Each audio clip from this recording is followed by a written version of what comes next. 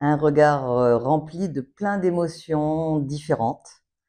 Ça a été un long parcours, un parcours des fois dur, des fois plein de joie, des fois avec un peu de tristesse, mais avec plein d'émotions. C'est vraiment une belle aventure et autant sur le plan personnel que sur le plan collectif. C'était vraiment, je crois, quelque chose de nécessaire, l'arrivée du collectif à Maurice.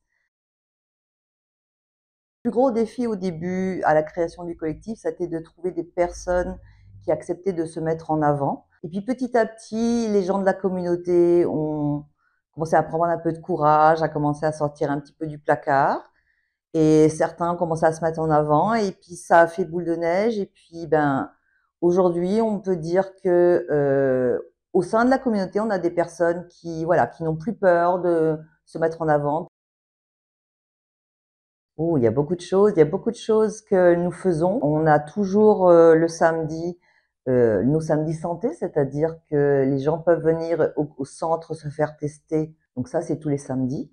On offre aussi gratuitement des sessions de soutien psychologique aux membres de la communauté ou même à leurs parents. Évidemment, on suit toujours certains cas, c'est-à-dire que les personnes qui sont victimes de discrimination, que ce soit au niveau de leur famille, au niveau du travail ou des insultes dans la rue.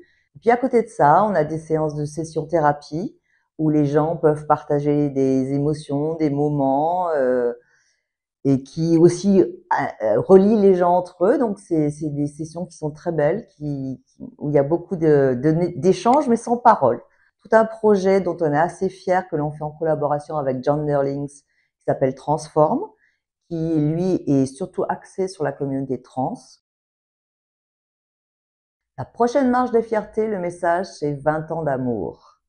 Et c'est pas seulement 20 ans d'amour, c'est aussi 20 ans de lutte parce que la marche, c'est pas juste une parade, c'est pas juste un moment où on est là ensemble pour célébrer, montrer qu'on est là, montrer qu'on existe, qu'on n'est pas des citoyens invisibles, qu'on est bien là dans la société mauricienne.